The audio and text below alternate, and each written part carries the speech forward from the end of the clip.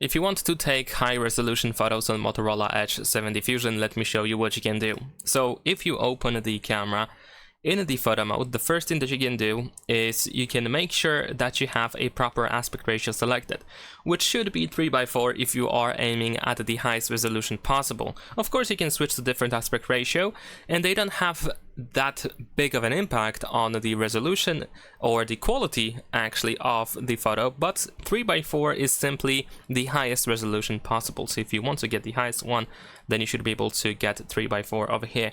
Unfortunately, there is no way to set up 50 megapixel camera in here in the photo mode. So what you can do instead is you can go to the more section, and then here we have the ultra res option, which is the dedicated 50 megapixel mode.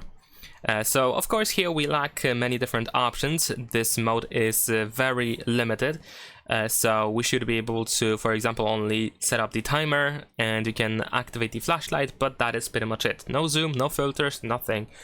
But this mode allows you to actually take photos using the highest resolution possible.